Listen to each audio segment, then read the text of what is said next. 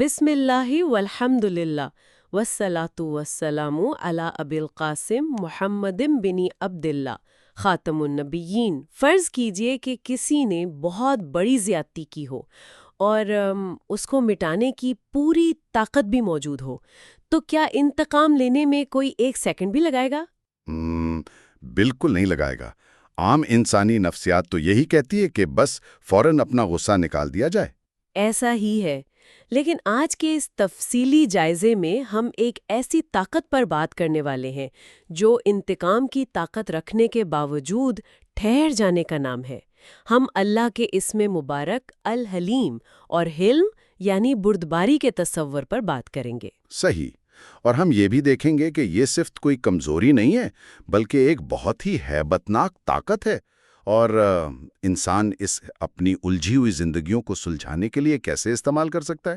بالکل، کیونکہ عام طور پر جب ہم بردباری کا لفظ سنتے ہیں نا، تو ذہن میں ایک ایسے کمزور شخص کا خاکہ آتا ہے جو اپنا دفاع نہیں کر سکتا، مطلب جو بس چپ چاپ زیادتی برداشت کر لیتا ہے۔ ہاں، یہ ایک بہت عام غلط فہمی ہے۔ لیکن اگر ہم لغوی اعتبار سے دیکھیں، خاص طور پر عربی زبان میں، تو اس کا مطلب بالکل برعکس ہے۔ تو پھر لغت میں اس کا اصل مطلب کیا بنتا ہے؟ دیکھیں، علامہ ابن فارس جیسے ماہرین نے اس کی تعریف کی ہے۔ وہ فرماتے ہیں کہ حلم کا بنیادی مطلب ہے ترک العجلہ، یعنی رد عمل دینے میں جلد بازی کو چھوڑ دینا۔ واہ، ترک العجلہ، یعنی یہ کوئی مجبوری نہیں ہے بلکہ شعوری فیصلہ ہے۔ 100% شعوری فیصلہ ہے۔ یہ طیش اور بے وقوفی کی صریح ضد ہے۔ ایک ایسا اندرونی سکون جو بیرونی حالات کے دباؤ میں نہیں آتا۔ تو جب ہم اللہ رب العزت کی صفت الحلیم کی بات کرتے ہیں تو اس کا مطلب ہے کہ وہ گناہگاروں کو سزا دینے میں جلدی نہیں کرتا۔ بالکل، وہ انہیں مسلسل رزق دے رہا ہوتا ہے، ان کی پردہ پوشی کر رہا ہوتا ہے، حالانکہ وہ اس کے احکامات توڑ رہے ہوتے ہیں۔ یہ بات واقعی انسان کو اندر تک ہلا دیتی ہے۔ ذرا سوچیں، ہم انسان دن رات کتنی ہی دانستہ اور نادانستہ خطائیں کرتے ہیں، استغفر اللہ، لیکن پھر بھی اگلی صبح ہمارا رزق بند نہیں ہوتا، ہوا اور پانی ملتا رہتا ہے۔ یہی تو اللہ کے حلم کا کمال ہے۔ امام الحلیمی کا ایک بہت خوبصورت نکتہ ہے کہ الحلیم وہ ہے جو نافرمان کو بالکل فرمانبردار کی طرح رزق دیتا ہے۔ حالانکہ وہ نافرمان اپنی معصیت میں بری طرح منہمک ہوتا ہے۔ جی ہاں، اور یہ کوئی لا علمی نہیں ہے، یہ باشعور حلم ہے جو انسان کو واپس پلٹنے کا موقع فراہم کرتا ہے۔ لیکن یہاں ایک بہت بڑا منطقی سوال ذہن میں آتا ہے۔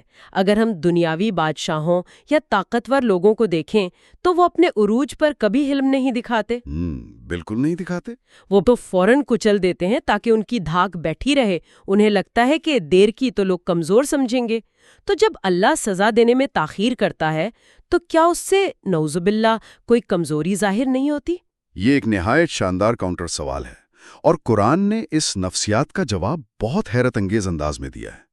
قرآن میں الحلیم اکیلے نہیں آتا، بلکہ دیگر صفاتی ناموں کے ساتھ جڑ کر آتا ہے۔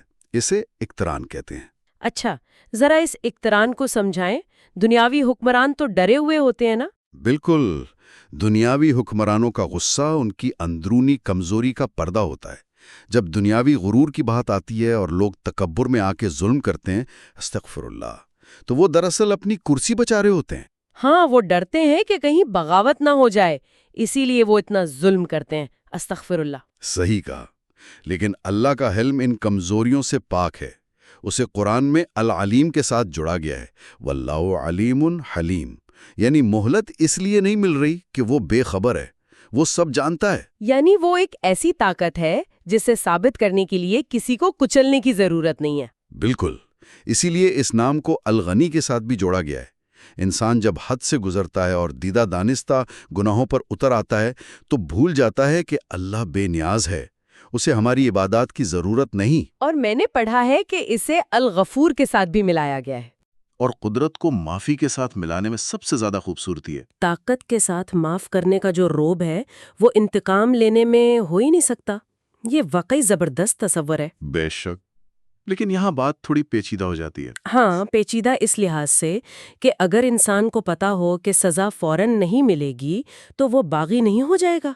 ذرا تاریخ دیکھیں، فرعون نے انا ربکم الاعلی کا دعویٰ کر دیا۔ بالکل، اور اصحاب الاخدود کی مثال لے لیں۔ جی، اصحاب الاخدود جنہوں نے خندقوں میں دہکتی ہوئی آگ جلائی اور بے گناہ مومنوں کو اس میں پھینک دیا، استغفر اللہ! انسانی ذہن تو چیخ اٹھتا ہے کہ ایسے ظالموں کو اسی وقت راکھ کیوں نہیں کر دیا گیا؟ اللہ نے انہیں بھی مہلت کیوں دی؟ یہ وہ مقام ہے جہاں انسانی جذبات اور الہی حکمت کا ٹکراؤ ہوتا ہے۔ حضرت حسن البصری نے اس پر بڑا زبردست تبصرہ کیا ہے۔ وہ فرماتے ہیں کہ اس کرم اور سخاوت کی وسعت تو دیکھیں۔ کیا فرمایا انہوں نے؟ انہوں نے کہا کہ ان ظالموں نے اللہ کے دوستوں کو جلا ڈالا اور اللہ پھر بھی انہیں قرآن میں توبہ اور مغفرت کی طرف بلا رہا ہے۔ اگر وہ باز آ جائیں تو معاف کر دیے جائیں گے۔ یہ حلم کی انتہا ہے۔ لیکن اس مہلت کا مطلب یہ تو نہیں نا کہ احتساب منسوخ ہو گیا ہے اور انسان اسی دھوکے میں آ جاتا ہے۔ بالکل، انسان اس مہلت کو اپنی استثناء یا امیونٹی سمجھ لیتا ہے۔ جیسے ایک ربڑ بینڈ کو ہم کھینچتے جائیں، بظاہر کچھ نہیں ہو رہا، لیکن اندر تناؤ جمع ہو رہا ہے، اور جب وہ ٹوٹتا ہے تو چوٹ بہت شدید لگتی ہے۔ کیا ہی کمال کی مثال دی ہے آپ نے۔ بالکل، یہی معاملہ اللہ کے حلم کا ہے۔ جب کوئی قوم حد سے گزرتی ہے اور ربڑ بینڈ ٹوٹنے کے مقام پر آتا ہے تو پکڑ بڑی ہولناک ہوتی ہے۔ قوم نوح، عاد اور سمود کو دیکھ لیں۔ انہوں نے مہلت کو اللہ کی کمزوری سمجھ لیا تھا۔ بالکل، انبیاء کا مذاق اڑایا اور اپنی طاقت کے نشے میں بدمست ہو گئے، استغفر اللہ۔ لیکن جب حلم کی مدت پوری ہوئی تو انہیں ایسی تباہی ملی کہ نام و نشان مٹ گئے۔ قرآن اسے اخذ عزیز مقتدر کہتا ہے، یعنی زبردست غلبے والے کی پکڑ۔ تو اس کا مطلب ہے کہ حلم انسان سے ایک نازک نفسیاتی توازن مانگتا ہے۔ جی، روحانیت کی زبان میں اسے مقام الخوف اور مقام الرجا کہتے ہیں، خوف اور امید کے درمیان چلنا۔ جب یہ توازن ہوتا ہے تو دل زندہ رہتا ہے، وہ وقتی ڈھیل کو آخری موقع مانتا ہے۔ اور جب یہ توازن بگڑتا ہے تو انسان ایک خطرناک بیماری میں پڑ جاتا ہے جسے غفلت کہتے ہیں۔ بالکل صحیح کہا آپ نے، غفلت۔ تو یہ غفلت آخر ہے کیا؟ اس کے بارے میں بڑی سخت وعیدیں ہیں۔ کہا جاتا ہے کہ دلوں، کانوں اور آنکھوں پر مہر لگ جاتی ہے۔ ایسا کیسے ہوتا ہے؟ غفلت دراصل روح کا ایک خاموش کینسر ہے، ایک روحانی انستھیزیا ہے۔ حلم کا مقصد تو رکنے اور سوچنے کا موقع دینا تھا نا، لیکن انسان غفلت میں پڑ جاتا ہے۔ وہ دنیا کے شور میں اتنا گم ہو جاتا ہے، استغفر اللہ، کہ وہ حقائق کو دیکھنے اور سمجھنے کی صلاحیت ہی کھو دیتا ہے۔ وہ سمجھتا ہے جو نظر آ رہا ہے بس وہی سچ ہے۔ جی، قرآن کہتا ہے کہ ان کے پاس دل ہیں مگر سمجھتے نہیں، آنکھیں ہیں مگر دیکھتے نہیں۔ یہ جانوروں سے بھی نچلی سطح ہے۔ یہ تو واقعی ایک خوفناک کیفیت ہے۔ تو اس کی وجوہات کیا ہوتی ہیں؟ انسان اس بے حسی تک کیسے پہنچتا ہے؟ اس کے کچھ مخصوص اسباب ہیں۔ سب سے بڑی وجہ لمبی امیدیں باندھنا ہے۔ انسان سوچتا ہے ابھی تو بہت زندگی پڑی ہے، بعد میں ٹھیک ہو جاؤں گا۔ دوسری وجہ موت کو بھول جانا ہے، اور پھر بری صحبت۔ ابن تیمیہ نے بھی غفلت اور خواہشات کی پیروی کو ہر شر کی جڑ قرار دیا ہے۔ جی بالکل، جب بندہ ایسے لوگوں میں اٹھتا بیٹھتا ہے جن کا مقصد صرف پیسہ اور دنیاوی لذتیں ہوں، تو اس کا ذہن بھی اسی فریکوینسی پر سیٹ ہو جاتا ہے۔ خالق کی یاد بوجھ لگنے لگتی ہے۔ تو اس روحانی اینستھیزیا کو توڑا کیسے جائے؟ اگر کوئی محسوس کرے کہ وہ اندھا ہو چکا ہے تو واپسی کا کیا راستہ ہے؟ واپسی کے لیے ان الارمز کو چالو کرنا ہوگا جو غفلت کی نیند توڑیں۔ سب سے پہلا علاج علم حاصل کرنا ہے، پھر دن میں بار بار یاد دہانی کے لیے فرض نمازیں ہیں۔ مطلب محض ایک رسم کے طور پر نہیں، بلکہ خالق سے جڑنے کا چیک ان سمجھ کر۔ 100%۔ پھر تہجد کی خاموشی بہت اثر کرتی ہے، اور سب سے بڑھ کر موت کی یاد۔ حدیث میں موت کو خادم اللذات کہا گیا ہے، یعنی لذتوں کو پاش کرنے والی۔ یہ مایوسی نہیں بلکہ حقیقت پسندی ہے جو انسان کو زمین پر کھڑا رکھتی ہے۔ بالکل۔ یہ سب بہت گہری باتیں ہیں۔ اب ذرا اس بحث کو زمین پر لاتے ہیں۔ روزمرہ کی زندگی میں اس کا عملی اطلاق کیسے ہو؟ ہم عام انسان اس صفت کو اپنے اندر کیسے پیدا کریں؟ یہ بہت اہم پہلو ہے۔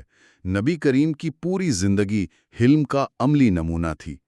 قبیلہ عبد القیس کے صحابی اشج کو آپ نے فرمایا کہ تم میں 2 خصلتیں اللہ کو پسند ہیں، ایک حلم اور دوسری جلد بازی سے گریز۔ مجھے تو سیرت طیبہ سے وہ بدو والا واقعہ بہت متاثر کرتا ہے، جب اس نے آ کر نبی کریم کی چادر اتنی زور سے کھینچی کہ گردن مبارک پر نشان پڑ گئے۔ ہاں، اور اس نے نہایت درست لہجے میں مال مانگا تھا۔ ذرا سوچیں، ایک سربراہ ریاست کے ساتھ یہ سلوک ہو، عام بندہ تو بھڑک اٹھے۔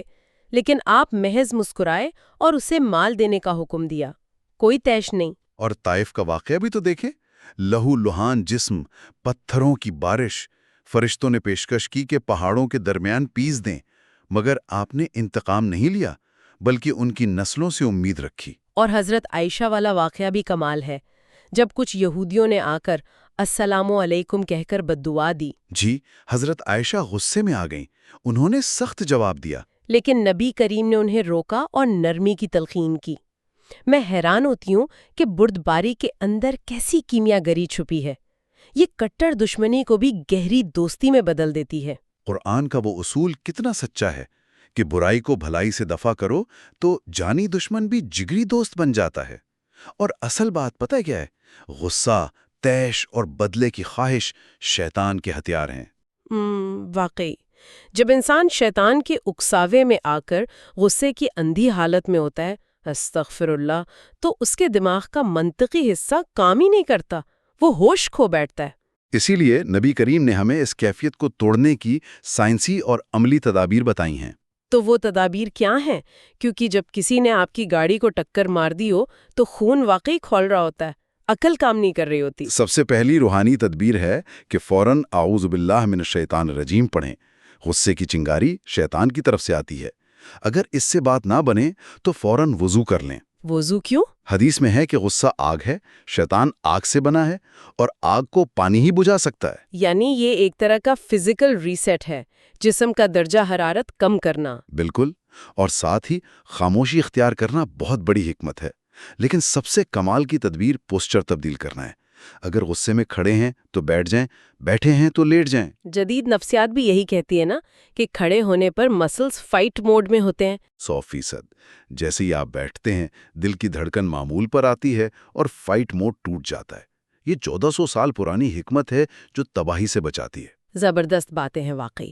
تو آج ہم نے سیکھا کہ الحلیم کا مطلب صرف چپ رہنا نہیں، بلکہ لامحدود طاقت اور علم کے باوجود سزا کو شعوری طور پر روک لینا ہے۔ اور یہ بھی جانا کہ اس مہلت کو گناہوں کا لائسنس نہیں سمجھنا چاہیے، کیونکہ مہلت ختم ہونے پر گرفت سخت ہوتی ہے۔ بالکل، اور چلتے چلتے ہمیں یہ بھی سوچنا چاہیے کہ ہم سب اپنی دعاؤں میں چاہتے ہیں کہ اللہ ہماری خطاؤں پر درگزر کرے، تو کیا ہم خود ان لوگوں کے ساتھ حلم سے پیش آتے ہیں جو ہمارے ماتحت ہیں؟ یہ واقعی اپنے آپ سے پوچھنے والا سوال ہے۔ ہمارے دفاتر میں کام کرنے والے، ہمارے بچے یا وہ لوگ جو غلطی کر بیٹھتے ہیں، اگر ہم ہر غصہ دلانے والے واقعے کو حلم کے امتحان کے طور پر دیکھیں تو ہماری تناؤ بھری زندگیاں کتنی پرسکون ہو جائیں گی۔ بے شک، ہمیں وہ علم دوسروں کو دینا چاہیے جس کی ہم اللہ سے توقع رکھتے ہیں۔ ھذا ما عندی واللہ ورسولہ عالم بالصواب۔